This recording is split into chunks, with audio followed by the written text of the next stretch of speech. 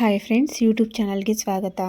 ಮುಂದಿನ ಆಸೆ ಸಂಚಿಕೆ ಏನಾಗುತ್ತೆ ಅಂತ ನೋಡೋಣ ಬನ್ನಿ. ಶುರುವಿನಲ್ಲಿ ರೋಹಿಣಿ ಶಾಪಿಗೆ ಬರ್ತಾಳೆ. ಶೋರೂಮಿಗೆ ಬಂದಾಗ ಮನೋಜ್ ಏನಿದು GST ನೋಟಿಸ್ ಬಂದಿದೆ ಅಲ್ವಾ ಅಂತ ಹೇಳಿದಾಗ, ಹ್ಞೂ ರೋಹಿಣಿ ಅಂತ ಹೇಳಿದಾಗ, ಏನು ಮನೋಜ್ ಇಷ್ಟೊಂದು ಈಸಿಯಾಗಿ ಮಾತಾಡ್ತೀರಾ, ನೀವು ಟ್ಯಾಕ್ಸ್ ಕಟ್ಟಿಲ್ವಾ ಅಂತ ಹೇಳಿದಾಗ, ಇಲ್ಲ ನಾನು ಕಟ್ಟಿಲ್ಲ ಅಂತ ಹೇಳ್ತಾರೆ. ಹೇಳಿದಾಗ, ಏನು ಮನೋಜ್ ನೀವು GST ಟ್ಯಾಕ್ಸ್ ಕಟ್ಟದೆ ಏನು ಮಾಡ್ತಾ ಇದ್ದೀರಾ, ಕಟ್ಟಬೇಕು ತಾನೇ, ಈಗ ನೋಡು ನಾಳೆ ಏನಾದರೂ ಅದು GST ಟ್ಯಾಕ್ಸ್ ಅವ್ರು ಏನಾದರೂ ಬಂದ ಅಂದರೆ ನಮ್ಮ ಅಂಗಡಿನ ಕ್ಲೋಸ್ ಮಾಡ್ತಾರೆ ಗೊತ್ತಾ ನಿಮಗೆ ಅಂತ ಹೇಳಿದಾಗ, ಆ ಥರ ಏನೂ ಆಗಲ್ಲ, ಕಟ್ಟೋಣಂತೆ ಬಿಡು ಅಂತ ಹೇಳಿ ಮಾತಾಡುವಾಗಲೇ 3 ಜನ ಬರ್ತಾರೆ. 3 ಜನ ಬಂದಾಗ ID ಕಾರ್ಡ್ನ ಹಾಕ್ಕೊಂಡಿರ್ತಾರೆ. ರೋಹಿಣಿ ಕಸ್ಟಮರ್ ಬಂದಿದ್ದಾರೆ ಇರು ನೋಡೋಣ ಅಂತ ಹೇಳಿದಾಗ, 3 ಜನ ಬರೋದನ್ನು ನೋಡಿ, ಏನು ಸರ್ ಬೇಕು ಅಂತ ಹೇಳಿದಾಗ, ನಮಗೇನು ಬೇಡ, ನಾವು GST ಟ್ಯಾಕ್ಸ್ ಕಡೆಯಿಂದ ಬಂದಿರೋದು ಅಂತ ಹೇಳಿದಾಗ, ಏನು ಸರ್ ಹೇಳ್ತಾ ಇದ್ದೀರಾ ಅಂತ ಹೇಳಿ ಮನೋಜ್ ಕೇಳ್ತಾನೆ. ರೋಹಿಣಿ ಕೇಳ್ತಾಳೆ, ಹೇಳಿ ಸರ್ ಅಂತ ಹೇಳಿದಾಗ, ಅಲ್ಲಮ್ಮ GST ಟ್ಯಾಕ್ಸ್ ಏನೂ ಕಟ್ಟಿಲ್ಲ, ನೀವು ಕಟ್ಟಬೇಕು ತಾನೇ, ಯಾಕೆ ಕಟ್ಟಿಲ್ಲ ಅಂತ ಹೇಳಿದಾಗ, ಇಲ್ಲ ಸರ್ ನಮಗೆ ಸ್ವಲ್ಪ ಪ್ರಾಬ್ಲಮ್ ಆಗಿತ್ತು, ಪರ್ಸ್ನಲ್ ಪ್ರಾಬ್ಲಮ್ ಅಂತ ಹೇಳಿದಾಗ, ನಿಮಗೆ ಎಷ್ಟೇ ಪ್ರಾಬ್ಲಮ್ ಇದ್ದರೂ ನೀವು ಟ್ಯಾಕ್ಸ್ ಕಟ್ಟಲೇಬೇಕು ಅಲ್ವಾ, ನೀವು ಕಟ್ಟಿಲ್ಲ ಅಂತ ಅಂದರೆ ನಾವು ಈ ಅಂಗಡಿನ ನಾವು ಕ್ಲೋಸ್ ಮಾಡಬೇಕಾಗತ್ತೆ, ನಾವು ಕ್ಲೋಸ್ ಮಾಡಿ ಬೀಗ ಹಾಕಿ ಸೀಲ್ ಹಾಕಬೇಕಾಗತ್ತೆ ಅಂತ ಹೇಳಿದಾಗ, ಸರ್ ಆ ಥರ ಎಲ್ಲ ಮಾಡಬೇಡಿ, ಆ ಥರ ಮಾಡಿದ್ರಂದರೆ ನಮ್ಮ ಮಾನ ಮರದೇ ಹೊರಟೋಗುತ್ತೆ, ಅದರಲ್ಲೂ ಕೂಡ ನಮಗೆ ಇನ್ನೂ ತುಂಬಾ ಜಾಸ್ತಿ ಕಸ್ಟಮರ್ ಹೋಗ್ಬಿಡ್ತಾರೆ, ನಮಗೆ ಇನ್ನೂ ತುಂಬ ಪ್ರಾಬ್ಲಮ್ ಆಗುತ್ತೆ ಸರ್ ಅಂತ ಹೇಳಿ ರೋಹಿಣಿ ಹೇಳಿದಾಗ, ನೋಡಮ್ಮ ನಮಗೆ ಇಮಿಡಿಯೇಟ್ಲಿ 3 ಲಕ್ಷ ಕಟ್ಟಿ, ಈಗ ಕಟ್ಟಿಲ್ಲ ಅಂತ ಅಂದರೆ ನಾವು ಅಂಗಡಿನ ಕ್ಲೋಸ್ ಮಾಡಿ ಬೀಗ ಹಾಕಬೇಕಾಗತ್ತೆ ಅಂತ ಹೇಳಿದಾಗ, ಸರ್ ಆ ಥರ ಎಲ್ಲ ಮಾಡೋಕ್ಕೆ ಹೋಗ್ಬೇಡಿ ಪ್ಲೀಸ್ ಅಂತ ಹೇಳಿದಾಗ, ಸರಿ ಈಗ ನನಗೆ ಅಮೌಂಟ್ ಕಟ್ಟಿ ಅಂತ ಹೇಳ್ತಾರೆ. ಸರ್ ಅಷ್ಟೊಂದು ದುಡ್ಡು ಎಲ್ಲಿ ಸರ್, ಒಂದು 2 ಡೇಸ್ ಆದರೂ ಟೈಮ್ ಕೊಡಿ ಅಂತ ಹೇಳಿದಾಗ, ನೋಡಮ್ಮ 2 ಡೇಸ್ ಅಂತ ಎಲ್ಲ ಟೈಮ್ ಕೊಡೋಕ್ಕಾಗಲ್ಲ ಅಂತ ಹೇಳಿ GST ಟ್ಯಾಕ್ಸ್ ಅವರು ಹೇಳ್ತಾರೆ. ರೋಹಿಣಿ ಹೇಳ್ತಾಳೆ, ಸರ್ ನಿಜವಾಗ್ಲೂ ನಾವು 30 ಲಕ್ಷ ಕಳ್ಕೊಂಡಿದ್ದೀವಿ ಸರ್, ನಮಗೆ ಯಾಮರ್ಸ್ಬಿಟ್ರು, ನಾವು ಕಂಪ್ಲೇಂಟ್ ಕೊಟ್ಟಿದ್ದೀವಿ, ಅದ್ರ ಬಗ್ಗೆ ಏನು ಡೀಟೇಲ್ಸ್ ನಮಗೆ ಬಂದಿಲ್ಲ ಸರ್, ಹಾಗಾಗಿ ಇವ್ರು ಮರ್ತಿದ್ದಾರೆ ಅನಿಸುತ್ತೆ ಟ್ಯಾಕ್ಸ್ ಕಟ್ಟೋಕ್ಕೆ, ಒಂದು 2 ಡೇಸ್ ಟೈಮ್ ಕೊಡಿ ಅಂತ ಹೇಳಿದಾಗ, ನೋಡಮ್ಮ ಟೈಮ್ ಕೊಡೋಕ್ಕಾಗಲ್ಲ, ನೀವೇನೇ ಇದ್ದರೂ ನನಗೆ ಇವತ್ತು ಕಟ್ಟಲೇಬೇಕು, ಇಲ್ಲ ಅಂತ ಅಂದರೆ ನೀವು ಕಟ್ಟೋವರೆಗೂ ನಾವು ಈ ಅಂಗಡಿನ ಕ್ಲೋಸ್ ಮಾಡ್ತೀವಿ, ಸರಿ ನೀವು ಅಂಗಡಿ ಕ್ಲೋಸ್ ಮಾಡಿರಿ ಅಂತ ಇನ್ನೊಬ್ರು ಹೇಳಿದಾಗ, ಸರ್ ಪ್ಲೀಸ್ ಸರ್ ಆ ಥರ ಎಲ್ಲ ಮಾಡೋಕ್ಕೆ ಹೋಗಬೇಡಿ, ಸರಿ ನನಗೊಂದು 3 ಅವರ್ ಆದರೂ ಟೈಮ್ ಕೊಡಿ ಅಂತ ಹೇಳಿದಾಗ, ಸರಿ ನನಗಿದು 3 ಅವರ್ ಟೈಮ್ ಕೊಡ್ತೀನಿ, ಅದರಲ್ಲಿ ಏನಾದರೂ ನೀವೇನಾದರೂ ಟ್ಯಾಕ್ಸ್ ಕಟ್ಟಿಲ್ಲ ಅಂತ ಅಂದರೆ ನಾವು ಈ ಅಂಗಡಿನ ಕ್ಲೋಸ್ ಮಾಡಿ ನಾವು ಬೀಗ ಹಾಕಿ ಸೀಲ್ ಹಾಕಬೇಕಾಗತ್ತೆ, ನೋಡ್ತಾ ಇರಿ ಅಂತ ಹೇಳ್ತಾರೆ. ಸರಿ ಸರ್ ನನಗೆ 3 ಅವರ್ ಟೈಮ್ ಕೊಡಿ ಅಂತ ಹೇಳಿ ರೋಹಿಣಿ ಏನೋ ಒಂದು ರಿಕ್ವೆಸ್ಟ್ ಮಾಡಿಕೊಂಡು ಟೈಮ್ ಇಸ್ಕೊಂಡಾಗ GST ಟ್ಯಾಕ್ಸ್ ಅವರು ಹೊರಟೋಗ್ತಾರೆ. ಅವರನ್ನೆಲ್ಲ ಕಳಿಸಿದಾದ್ಮೇಲೆ ರೋಹಿಣಿ ಸ್ಟಾಫನ್ನೆಲ್ಲ ನಿಂತ್ಕೊಂಡು ನೋಡ್ತಾ ಇರೋದನ್ನು ನೋಡಿ, ಇಲ್ಲೇ ನಿಂತ್ಕೊಂಡು ನೋಡ್ತಾ ಇದ್ದೀರಾ, ನಿಮ್ಮ ಕೆಲಸ ನಡ್ಕೊಳ್ಳಿ ಅಂತ ಹೇಳಿ, ಮನೋಜ್ ಬನ್ನಿ ಇಲ್ಲಿ ಅಂತ ಹೇಳಿ ಕೈ ಹಿಡ್ಕೊಂಡು ಎಳ್ಕೊಂಬಂದು ಸೈಡಲ್ಲಿ ಬಂದು, ಅಲ್ಲ ಮನೋಜ್ ನಾನು ಹೇಳಿಲ್ವಾ ಟ್ಯಾಕ್ಸ್ ಕಟ್ಟಬೇಕು ಅಂತ, ನೋಡು ಕಟ್ಟಿಲ್ಲ ಅಂತ ಹೇಳಿಬಿಟ್ಟು ಈಗ GST ಅವರು ನಮಗೆ ಲಾಕ್ ಮಾಡ್ತೀವಿ, ಸೀಲ್ ಹಾಕ್ತೀವಿ ಅಂತ ಹೇಳಿದ್ದಾರೆ, ನೀವು ನೋಡಿದರೆ ದುಡ್ಡು ಕಟ್ಟದೆ ಈ ಥರ ಇಡ್ತೀರಾ, ಬೈ ಚಾನ್ಸ್ ಏನಾದರೂ ಅವರು ಲಾಕ್ ಮಾಡಿ ಏನಾದರೂ ಬೀಗಾಗೆ ಸೀಲ್ ಹಾಕಿದರೆ ನಾಳೆ ಕಸ್ಟಮರ್ ಎಲ್ಲ ಬರ್ತಾರಾ ನೋಡೋಕ್ಕೆ, ನಮ್ಮ ಅಂಗಡಿಗೆ ಏನಾದರೂ ತೊಗೊಳಕ್ಕೆ ಬರಲ್ಲ, ಎಲ್ಲರೂ ಕೂಡ ನಮ್ಮ ಅಂಗಡಿಗೆ ಯಾರು ಕೂಡ ನೋಡಲ್ಲ ಬಂದು, ನೀನು ಈ ಥರ ಮಾಡಿದೆ ಅಂದರೆ ಹೇಗೆ ಮನೋಜ್ ಅಂತ ಹೇಳಿ ಬೈತಾ ಇರ್ತಾಳೆ. ರೋಹಿಣಿ ಹೇಳ್ತಾಳೆ, ಯಾಕೆ ಮನೋಜ್ ಈ ಥರ ಮಾಡ್ತಾ ಇದ್ದೀರಾ, ಅಟ್ಲೀಸ್ಟ್ ಅದು ನಮಗೆ ನೋಟಿಸ್ ಬಂದಿದೆ ಅಂತನಾದರೂ ನನಗೆ ತಿಳಿಸ್ಬೋದಾಗಿತ್ತಲ್ವಾ ಅಂತ ಹೇಳ್ತಾಳೆ. ಮನೋಜ ಹೇಳ್ತಾನೆ, ಇಲ್ಲ ರೋಹಿಣಿ ನಾನು ಮರ್ತುಬಿಟ್ಟೆ ಅಂತ ಹೇಳಿದಾಗ, ರೋಹಿಣಿ ಹೇಳ್ತಾಳೆ, ಅಲ್ಲ ಮನೋಜ್ ಮತ್ತಿನ್ನೇನು ನೆನಪಿರುತ್ತೆ ನಿಮಗೆ ಅಂತ ಹೇಳಿ ಬೈತಾಳೆ. ರೋಹಿಣಿ ಹೇಳ್ತಾಳೆ, ಈಗಲೇ 3 ಲಕ್ಷ ಕಟ್ಟಿ ಅಂತ ಹೇಳ್ತಾ ಇದ್ದಾರೆ, ಏನು ಮಾಡೋದು ಅಂತ ಹೇಳಿ ರೋಹಿಣಿ ಕೇಳಿದಾಗ, ಮನೋಜ ಹೇಳ್ತಾನೆ, ಹೌದು ರೋಹಿಣಿ ಈಗ ಏನು ಮಾಡೋದು, ನಮ್ಮ ಹತ್ರ ದುಡ್ಡಿಲ್ವಲ್ಲ ಈಗ ಅಂತ ಹೇಳ್ತಾನೆ. ರೋಹಿಣಿ ಹೇಳ್ತಾಳೆ, ಹೌದಲ್ವಾ ಏನಾದರೂ ಮಾಡಿ ದುಡ್ಡು ಕಟ್ಟಲೇಬೇಕು, ಇಲ್ಲ ಅಂತ ಅಂದರೆ ನಮಗೆ ಅವಮಾನ ಮಾಡ್ತಾರೆ, ಮನೆಯಲ್ಲೂ ಕೂಡ ಅಸಹ್ಯವಾಗಿ ನೋಡ್ತಾರೆ, ಮನೆಯಲ್ಲಿ ತುಂಬಾ ಅವಮಾನ ಆಗುತ್ತೆ ನಮಗೆ ಅಂತ ಹೇಳಿ ಮನೋಜ್ಗೆ ಬೈದ್ಬಿಟ್ಟು ಹೋಗ್ತಾಳೆ ರೋಹಿಣಿ. ಮನೋಜ್ ಹೇಳ್ತಾನೆ, ರೋಹಿಣಿ ನಿಂತ್ಕೋ ಇಲ್ಲಿ ಅಂತ ಹೇಳಿ, ಅಲ್ಲ ರೋಹಿಣಿ ನಮ್ಮ ಹತ್ರ ದುಡ್ಡು ಬೇರೆ ಇಲ್ಲ, ಅಕೌಂಟಲ್ಲೂ ಇಲ್ಲ, ಏನು ಮಾಡೋದು ಅಂತ ಹೇಳಿದಾಗ, ರೋಹಿಣಿ ಹೇಳ್ತಾಳೆ, ಯೋಚನೆ ಮಾಡ್ತೀನಿ ಅಂತ ಹೇಳಿ ಹೊರಟೋಗ್ತಾಳೆ. ಇನ್ನೊಂದು ಕಡೆ ರಂಗನಾಥ್ ಅವರು ಸ್ಕೂಲಿಗೆ ವರ್ಕಿಗೆ ಅಂತ ಬರ್ತಾರೆ. ವರ್ಕಿಗೆ ಅಂತ ಬಂದಾಗ ಸೂರ್ಯ ಬಂದು ಬಿಡಕ್ಕಂತ ಹೇಳ್ಬಿಟ್ಟು ಬರ್ತಾರೆ. ಬಿಟ್ಟಾದಮೇಲೆ ರಂಗನಾಥ್ ಅವರು ಟಿಫನ್ ಬಾಕ್ಸ್ನ ಮರೆತುಬಿಟ್ಟು ಬರ್ತಾರೆ.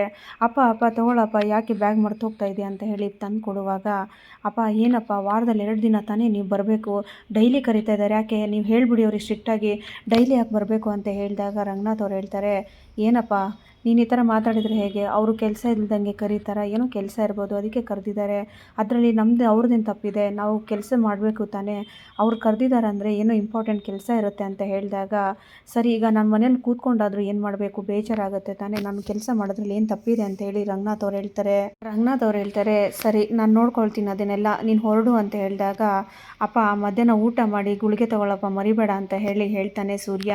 ರಂಗನಾಥ್ ಅವ್ರು ಹೇಳ್ತಾರೆ, ಸರಿ ನೀನು ಹೊರಡಪ್ಪ ಆಯಿತು ಅಂತ ಹೇಳಿದಾಗ, ಸರಿ ನಾನು ಸಂಜೆ ಬಂದು ನಿನಗೆ ಕರ್ಕೊಂಡು ಹೋಗ್ಲಪ್ಪ ಅಂತ ಹೇಳಿದಾಗ, ನನಗೇನು ಬರೋದು ಗೊತ್ತಿಲ್ವಾ, ನಾನು ಬರ್ತೀನಿ ನೀನು ಹೊರಡು ಅಂತ ಹೇಳಿ ಅಲ್ಲಿಂದ ಹೊರಟೋಗ್ತಾರೆ ರಂಗನಾಥ್ ಅವರು.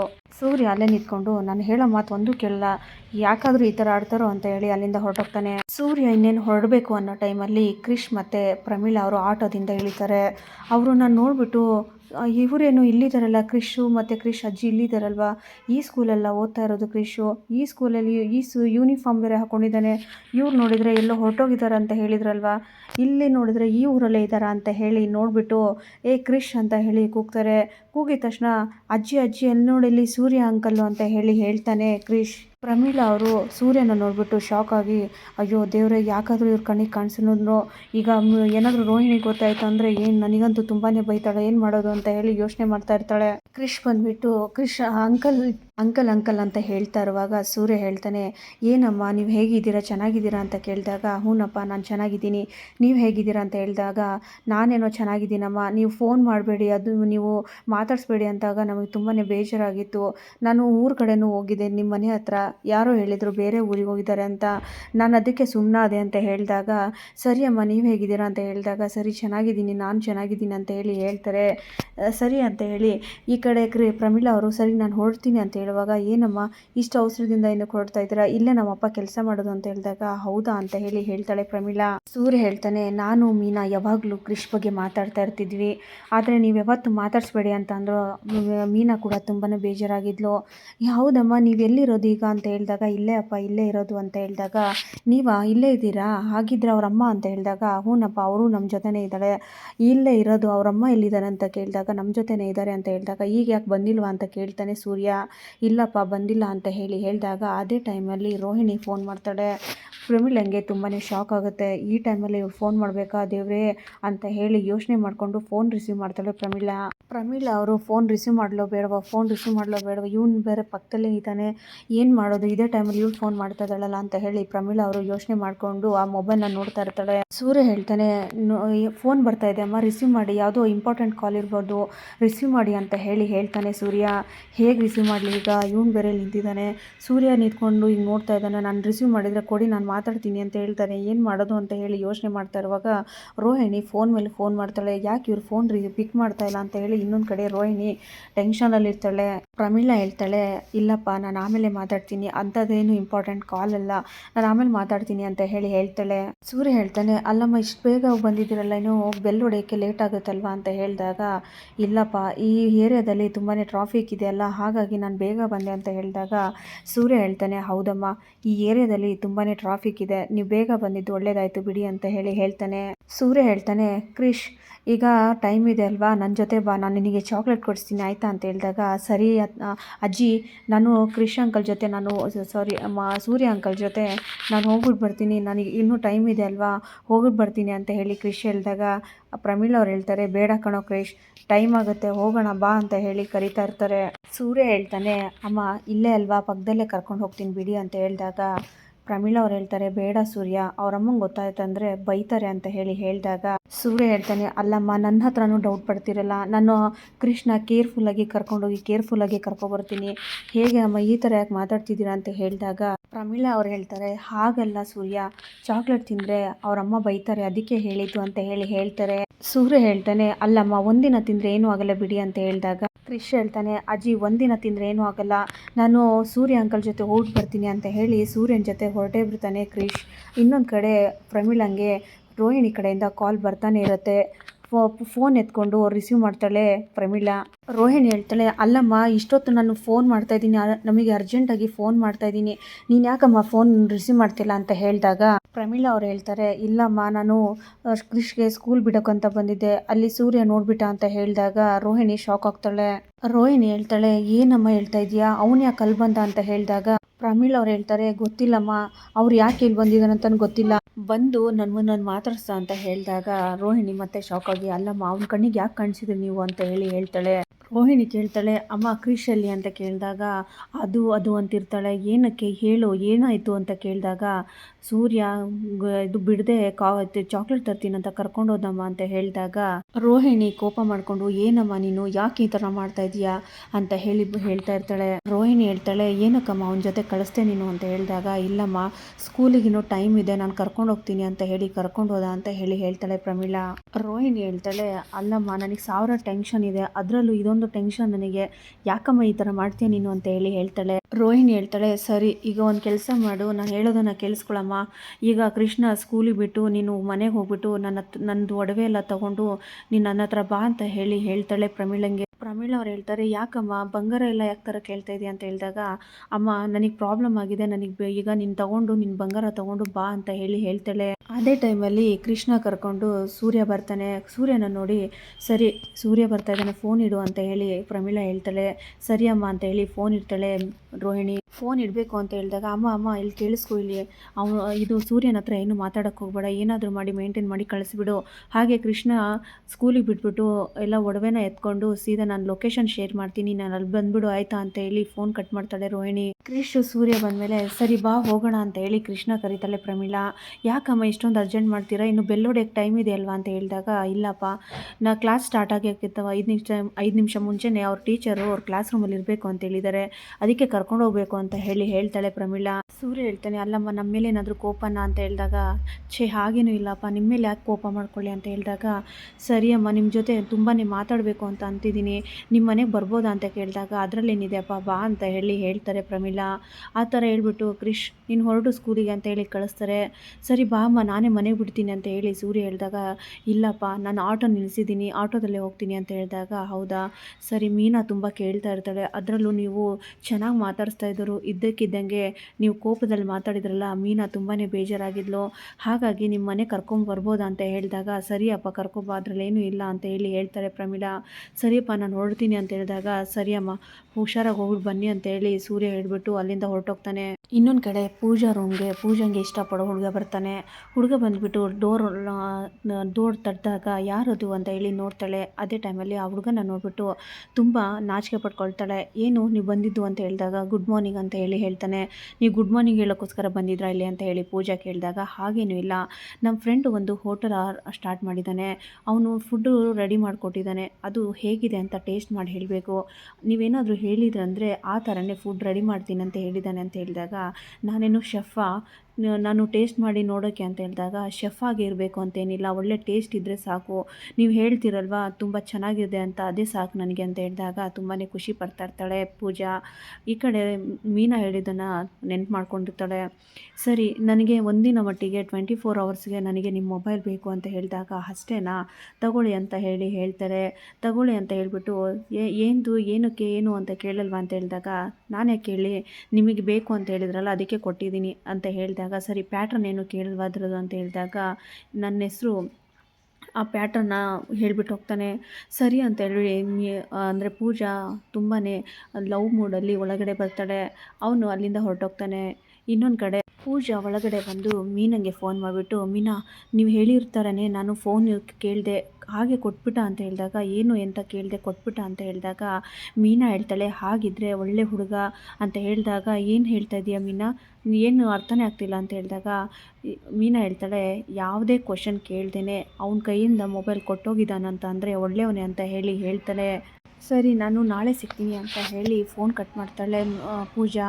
ಇನ್ನು ಆ ಫೋನ್ ಕಟ್ ಮಾಡಿದ ಮೇಲೆ ಅದೇ ಟೈಮಲ್ಲಿ ಪ್ರಮೀಳಾ ಬರ್ತಾಳೆ. ಅಮ್ಮ ಬನ್ನಿ ಒಳಗಡೆ ಅಂತ ಹೇಳಿದಾಗ, ಏನು ದಿಢೀರನಾಗಿ ಬಂದಿದ್ದು ಅಂತ ಹೇಳಿದಾಗ, ಇಲ್ಲಮ್ಮ ರೋಹಿಣಿನೇ ಬರೋಕ್ಕೆ ಹೇಳಿದ್ದು ಅಂತ ಹೇಳಿದಾಗ, ಸರಿ ಫುಡ್ಡು ಇದೆ, ನೀವು ಇದು ಊಟ ಇದೆ ತಿಂತೀರಾ ಅಂತ ಹೇಳಿದಾಗ, ಇಲ್ಲಮ್ಮ ನನಗೆ ತಾನೇ ತಿನ್ಕೊಂಬಂದಿದ್ದೀನಿ ಅಂತ ಹೇಳ್ತಾಳೆ ಪ್ರಮೀಳಾ. ಅದೇ ಟೈಮಲ್ಲಿ ರೋಹಿಣಿ ಬರ್ತಾಳೆ. ರೋಹಿಣಿ ಬಂದಾಗ ಪ್ರಮೀಳಾ ಎದ್ಬಿಟ್ಟು, ಅಮ್ಮ ತಗೊಳಮ್ಮ ರೋಹಿಣಿ, ಕಲ್ಯಾಣಿ ಇದನ್ನ ನಿನ್ನ ಒಡವೆ ಎಲ್ಲ ತಂದಿದ್ದೀನಿ ಅಂತ ಹೇಳಿದಾಗ, ಆಗ ಪೂಜಾ ಕೇಳ್ತಾಳೆ, ಯಾಕೆ ಇಷ್ಟೊಂದು ಒಡವೆ ಇಲ್ಲ ಅಂತ ಹೇಳಿದಾಗ, ಇಲ್ಲ ಕಣೆ ಮನೋಜ GST ಕಟ್ದೇನೆ ಅಂಗಡಿನ ಡೋರ್ ಅಂದರೆ ಲಾಕ್ ಮಾಡಿಬಿಟ್ಟು ಅದಕ್ಕೆ ಸೀಲ್ ಹಾಕ್ತೀನಿ ಅಂತ GST ಅವ್ರು ಹೇಳಿದ್ದಾರೆ, ಅದಕ್ಕೋಸ್ಕರ ನಾನು ತರ್ಸೋಕ್ಕೆ ಹೇಳಿದ್ದು ಅಂತ ಹೇಳ್ತಾರೆ. ಆಗ ಪ್ರಮೀಳಾ ಅವ್ರು ಹೇಳ್ತಾರೆ, ಅಲ್ಲ ಕಣೆ ನಾನು ಕ್ರಿಶ್ಗೋಸ್ಕರ ಎಲ್ಲ ಜೋಡಿಸಿಟ್ಟಿದ್ದೀನಿ ಬಂಗಾರನ, ನೀನು ನೋಡಿದ್ರೆ ಈ ಥರ ಮಾಡ್ತಾ ಇದೆಯಲ್ಲ ಅಂತ ಹೇಳ್ತಾಳೆ ಪ್ರಮೀಳಾ. ಅದೇ ಟೈಮಲ್ಲಿ ರೋಹಿಣಿ ಹೇಳ್ತಾಳೆ, ನನಗೆ 1000 ಟೆನ್ಷನು, ಅದರಲ್ಲಿ ಈಗ ಸೂರ್ಯ ನೋಡಿದ ಅಂತ ಬೇರೆ ಹೇಳ್ತಾ ಇದ್ದಾರೆ ಅಂತ ಹೇಳಿದಾಗ, ಪೂಜಾ ಹೇಳ್ತಾಳೆ, ಅಯ್ಯಯ್ಯೋ ನೋಡ್ಬಿಟ್ರಾ ಅಂತ ಹೇಳಿದಾಗ ಪ್ರಮೀಳಾ ಅವ್ರು ಹೇಳ್ತಾರೆ, ಇಲ್ಲ ಅವ್ರ ಅಪ್ಪಂಗೆ ಬಿಡಕ್ಕಂತ ಬಂದಿದ್ರು ಅವಾಗ ನೋಡಿದ್ದು ಅಂತ ಹೇಳಿದಾಗ ಪೂಜಾ ಹೇಳ್ತಾಳೆ, ಅಲ್ಲ ಕಣೆ ಈಗ ನೋಡಿದಾರೆ ಇಲ್ಲೇ ಇದಾರೆ ಅಂತ ಗೊತ್ತಾಯ್ತಲ್ವಾ ಈಗ ಏನ್ ಮಾಡೋದು ಅಂತ ಹೇಳ್ತಾಳೆ. ರೋಹಿಣಿ ಹೇಳ್ತಾಳೆ, ಈಗ ಮಾತಾಡ್ತಾನೆ ಅಂತ ಟೈಮ್ ಆಗುತ್ತೆ, ಬೇಗ ನೀನ್ ಬಾ ಪೂಜಾ ಹೋಗೋಣ ಅಂತ ಹೇಳಿ, ಅಮ್ಮ ನಿನಗೆ ಬಸ್ ಹತ್ತಿಸ್ತೀನಿ ಬಾ ಹೋಗೋಣ ಅಂತ ಹೇಳಿ 3 ಜನ ಕೂಡ ಹೊರಟೋಗ್ತಾರೆ. ಇನ್ನೊಂದು ಕಡೆ GST ಅವ್ರು ಬಂದ್ಬಿಟ್ಟು, ಆಯ್ತೇನಪ್ಪ ದುಡ್ಡು ರೆಡಿ ಆಯ್ತಾ ಅಂತ ಹೇಳಿದಾಗ, ಇಲ್ಲ ಸರ್ ನಮ್ಮ ಹೆಂಡತಿ ಹೋಗಿದ್ದಾರೆ ಅಂತ ಹೇಳಿದಾಗ, ನಿಮ್ಮೆಲ್ಲ ಮಾತೆಲ್ಲ ಕೇಳೋಕ್ಕಾಗಲ್ಲಪ್ಪ, ನೋಟಿಸ್ ಕೊಡಿ ಅಂತ ಹೇಳಿ ನೀವು ಹೋಗಿ ಲಾಕ್ ಮಾಡಿ ಅಂತ ಹೇಳಿ ಇನ್ನೊಬ್ರು ಹೇಳ್ತಾರೆ. Sir sir sir please sir request ಮಾಡ್ಕೋತಿದ್ದೀನಿ ಸರ್, ನಮ್ಮ ವೈಫ್ ಬರೋವರೆಗೂ ಸ್ವಲ್ಪ ವೆಯ್ಟ್ ಮಾಡಿ ಸರ್ ಅಂತ ಹೇಳುವಾಗ ಅದೇ ಟೈಮಲ್ಲಿ ರೋಹಿಣಿ ಓಡ್ ಬರ್ತಾಳೆ. ಸರ್ ಏನಾಯಿತು ಅಂತ ಕೇಳಿದಾಗ, ಏನಮ್ಮ ದುಡ್ಡು ರೆಡಿ ಆಯಿತಾ ಇಲ್ವಾ ಅಷ್ಟು ಹೇಳಿ ಅಂತ ಹೇಳಿದಾಗ, ಸರ್ ಆಗಿದೆ ನನ್ನ ಅಕೌಂಟಲ್ಲಿದೆ ಅಂತ ಹೇಳಿದಾಗ, ಸರಿ ಅಂತ ಹೇಳಿ ಸೈನ್ ಮಾಡಿ ಕೊಡ್ತಾರೆ. GST ಅವರು ಅದನ್ನೆಲ್ಲ ಅಂದರೆ ಹ್ಯಾಂಡ್ ಓವರ್ ಮಾಡಿಕೊಂಡು, ಸರಿ ನಿಮ್ಮದು ಕ್ಲಿಯರ್ ಆಗಿದೆ, ನೆಕ್ಸ್ಟ್ ಮಂತಿಂದ ಆ ಥರ ಮಾಡೋಕ್ಕೆ ಹೋಗ್ಬಿಡಿ, GSTನ ಕರೆಕ್ಟಾಗಿ ಕಟ್ಕೊಂಡು ಹೋಗಿಲ್ಲ ಅಂತಂದರೆ ನಾವು ಲಾಕ್ ಮಾಡಬೇಕಾಗತ್ತೆ ಅಂತ ಹೇಳ್ತಾರೆ. ಅದೇ ಟೈಮಲ್ಲಿ ಮನೋಜ್ ಹೇಳ್ತಾನೆ, ಥ್ಯಾಂಕ್ ಯು ರೋಹಿಣಿ, ನನ್ನ ಮಾನ ಮರದಿ ಹೋಗ್ತಿದ್ದನ್ನು ನೀನು ನನಗೆ ಇದು ಮಾಡಿದೆ, ಇಲ್ಲ ಅಂತಂದರೆ ನನಗೆ ಮಾನ ಮರದಿ ಹೋಗ್ತಾಯಿತ್ತು ಅಂತ ಹೇಳಿದಾಗ, ಏನು ಮನೋಜ್ ನಿಮ್ಮೊಬ್ರದ್ದೇ ಮಾನ ಮರದಿ ಹೋಗೋ ಥರ ಮಾಡ್ತೀರಾ, ಈ ಅಂಗಡಿಗೂ ನಾನು ತಾನೇ ಒಬ್ಳು ಇದ್ದೀನಿ ಅಂತ ನಿಮಗೆ ನೆನಪೇ ಇಲ್ವಾ ಅಂತ ಹೇಳಿದಾಗ, ಹಾಗಲ್ಲ ರೋಹಿಣಿ, ನೀನು ಇಲ್ಲ ಅಂದಿದ್ರೆ ಇವತ್ತು ನನ್ನ ಕತೆ ಏನಾಗಿರೋದು ಅಂತ ಹೇಳಿದಾಗ, ಅವತ್ತು ಅವತ್ತೇನು ಹೇಳ್ತಾ ಇದ್ದೆ ಮನೋಜ್, ನೀನು ಈ ಅಂಗಡಿಗೆ ಈ ಅಂಗಡಿ ಏನು ನಾನು ಮಾಡಿದ್ದಕ್ಕೆ ಎಷ್ಟೆಲ್ಲ ನನಗೆ ಬೈದ್ರಿ, ಏನಕ್ಕೆ ಅಂತ ಈಗ ಗೊತ್ತಾಯ್ತಾ ನಾನು ಅಂಗಡಿ ಮಾಡಿದ್ದು ಅಂತ ಹೇಳಿದಾಗ, ನಿನ್ನಂತ ಹೆಂಡತಿ ಪಡೆಯೋಕ್ಕೆ ನಾನು ತುಂಬಾ ಪುಣ್ಯ ಮಾಡಿದ್ದೀನಿ, ನಿನಗೆ ನಾನು ನನಗೆ ನೀನು, ನಿನ್ನ ಬಿಟ್ಟರೆ ನನಗೆ ಇನ್ಯಾರೂ ಬೇಡ ಅಂತ ಹೇಳಿ ಮನೋಜ ಅಪ್ಕೊಳ್ತಾನೆ. ಅಲ್ಲಿನ ಸ್ಟಾಫ್ ಎಲ್ಲ ನೋಡ್ತಾ ಇರ್ತಾರೆ. ಮನೋಜ್ ಬಿಡಿ ಅಂತ ಹೇಳಿದಾಗ, ಎಲ್ಲರೂ ನಿಮ್ಮ ಕೆಲಸ ಮಾಡ್ಕೊಳ್ಳಿ ಹೋಗಿ ಅಂತ ಹೇಳಿ ಮನೋಜ್ ಹೇಳ್ತಾನೆ. ಸರಿ ಇನ್ನೊಂದು ಕಡೆ ಸೂರ್ಯ ಓಡೋಡಿ ಮನೆ ಬರ್ತಾನೆ. ಮನೆ ಬಂದಮೇಲೆ ರೋಹಿಣಿ ಕೂಡ ಫ್ರಿಜ್ಜಿಂದ ವಾಟರ್ ತೊಗೊಂಡು ರೂಮಲ್ಲಿ ಹೋಗ್ತಾ ಇರ್ತಾಳೆ. ಮೀನಾ ಅಂತ ಹೇಳಿದಾಗ, ರೀ ಕಾಫಿ ಮಾಡ್ತಾಯಿದ್ದೆ ನಿಮಗೂ ಕಾಫಿ ತರಲ್ಲ ಅಂತ ಹೇಳಿದಾಗ, ಬೇಡ ನಿನ್ನ ಹತ್ರ ಒಂದು ಮಾತಾಡಬೇಕು ಬಾಯ್ಲಿ ಅಂತ ಹೇಳಿ ಸೂರ್ಯ ಕರೀತಾನೆ. ಮೀನಾ ಕೇಳ್ತಾಳೆ, ಏನು ವಿಷಯ ಅಂತ ಹೇಳಿದಾಗ, ನಾನು ಅಪ್ಪಂಗೆ ಸ್ಕೂಲಿಗೆ ಬಿಡೋಕೆ ಹೋಗಿದ್ನಲ್ವಾ, ಆವಾಗ ಒಂದು ವಿಷಯ ನಡೀತು ಅಂತ ಹೇಳಿದಾಗ, ಏನಾಯಿತು ಮಾವಂಗೆ ಏನಾದರೂ ಆಯಿತಾ ಅಂದಾಗ, ಆ ಥರ ಏನೂ ಇಲ್ಲ, ಅಪ್ಪಂಗೇನೂ ಆಗಿಲ್ಲ ಅಂತ ಹೇಳಿದಾಗ, ಅಯ್ಯೋ ಮಾವಂಗೇನೂ ಆಗಲ್ಲ ಬಿಡಿ, ಒಳ್ಳೆ ಮನಸ್ಸಿದ್ದವ್ರಿಗೆ ಏನೂ ಆಗಲ್ಲ ಅಂತ ಹೇಳ್ತಾಳೆ.